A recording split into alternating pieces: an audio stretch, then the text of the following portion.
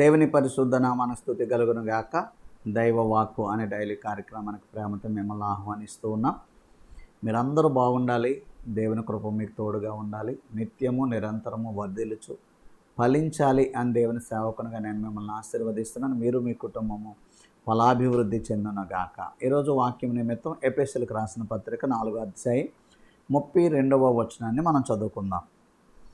ఒకని ఎడల ఒకడు దయ కలిగి కరుణాహృదయులై క్రీస్తునందు దేవుడు మిమ్మల్ని క్షమించిన ప్రకారం మీరును ఒకరినొకరు క్షమించుడి. ఆమె ఒకరి యందు ఒకరు దయ కలిగి కరుణాహృదయులై దేవుడు మిమ్మును క్షమించిన ప్రకారం మీరు ఒకరినొకరు క్షమించాలి. అంటే మనం ఇతరుల పట్ల దయ కలిగి ఉండాలంట. రెండవది కరుణాహృదయులై ఉండాలంట. ఇతరులను క్షమించాలంట. మనం ఎలా ఉంటామంటే ఒక మాట అంటే 10 మాటలు అనేలా ఉంటాం కదా. నేను ఎందుకు ఊరుకుంటాను అంటాం కదా. వాడెవడన్నా మన మీద ఒక మాట అనేలోపు 10 మాటలు మనం వాళ్ళని అనేసి ఇబ్బంది పెడతా ఉంటాం. కానీ ప్రభు చెప్తున్న మాట ఏంటంటే మీరు దయ కలిగి ఉండండి, కరుణాహృదయులు అవ్వండి. చాలామందిని చూస్తూ ఉంటారు, కఠినంగా మాట్లాడతారండి. చాలామంది ఏం చేస్తూ ఉంటారంటే ఇతరుల పట్ల దయ చూపించరు. అసలు కరుణ కనికరం అనేది ఉండదు. చాలా విచారకరం. ప్రభు చెప్తున్నారు, మీరు ఇతరుల పట్ల దయ కలిగి ఉండండి, దయ కలిగి మాట్లాడండి, దయతో వాళ్ళని డీల్ చేయండి. ఇతరులకి దయ చూపిస్తూ బ్రతకాలి. మనం కరుణ హృదయం కలిగి ఉండాలంట. కరుణా హృదయం అంటే మన హృదయంలో కఠినత్వం అనేది ఉండకూడదు. ఇతరుల పట్ల కనికరం కలిగిన వారుగా ఉండాలి, కానీ కఠినం చూపించే వాళ్ళగా ఉండకూడదు. అది దేవునికి ఇష్టం లేదు. మనం కఠినంగా ఉండడం దేవునికి ఇష్టం లేదు. మనం దయ లేకుండా బ్రతకడం దేవుడికి ఇష్టం లేదు. మనం ఇతరులను క్షమించాలండి. ఎందుకు?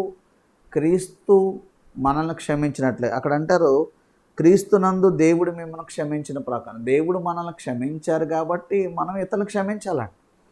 మనం చేసిన అపరాధాలకి తప్పిదాలకి ఎంతో క్షమాపణ దేవుడి దగ్గర పొందుకున్నాం. మనం క్షమింపబడిన మనం ఇతరులను క్షమించకపోతే ఇప్పుడు మనం అనొచ్చు, ఎలా క్షమించమంటారండి? వాడు ఎంత పని చేశాడు అనుకుంటున్నారు? వాడు ఎన్ని మాట్లాడినాడు అనుకుంటున్నారు? నేను వాడు చేసిన పని మీకు చెప్తే మీరే ఆశ్చర్యపోతారు అంటూ ఉంటారు చాలామంది. కానీ ఎంత పని చేసినా, ఎలాంటి పరిస్థితుల్లో వాళ్ళు మనల్ని హింసించినా దేవుని క్షమాపణ మనం వారికి పంచగలగాలి. ప్రభువు మనం క్షమించారు కాబట్టి. మరి మనం ఎన్ని అపరాధాలు చేసాం, మనమెన్ని దేవుని విరోధంగా ప్రవర్తించాం. మరి దేవుడు కనికరించాడు కాబట్టే కదా మనం ఈరోజు ఇంత క్షేమంగా ఉండగలుగుతున్నాం. మరి అదే క్షమాపణ దేవుని బిడలంగా మనము ఇతరులకి పంచే వాళ్ళంగా ఉండాలి. క్షమించడం అనేది చాలా కష్టమైన విషయం, కానీ క్షమించగలిగితే దేవుని కృప మనకు అధికమైపోద్దండి. దేవుని ఆశీర్వాదాలు మనకు అధికమైపోతాయండి. మనం దేవుని యొక్క ఆలోచనలోకి వెళ్ళిపోతామండి. ఆమె అది దేవుని గుణం. క్షమించే గుణం అనేటువంటిది దేవుని గుణం. అది ఎంత కఠినంగా ప్రవర్తించిన వారినైనా నువ్వు క్షమించగలిగితే నువ్వు దేవుని గుణం కలిగి ఉన్నావని అర్థం అన్నమాట. ప్రభువే చెప్తున్నారు, క్షమించండి ఇతరులని. పేతురు అడిగాడు, నా యొక్క విరోధి నన్ను బాధిస్తే నేను ఎన్ని మార్లు క్షమించాలి ప్రభువా? 77 మార్లుకి అన్నాడు ప్రభు. అంటే ఏంటి? ఎన్నిసార్లైనా నువ్వు క్షమించగలగాలన్నమాట. మన జీవితాంతం క్షమించగలగాలి. ఒక ఆయన అన్నాడు ఒకసారి, క్రైస్తవులందరినీ కత్తితో చంపేసి నరికేసి ప్రభువా క్షమించు అంటే యేసుప్రభువారు క్షమించేస్తారా అన్నాడండి.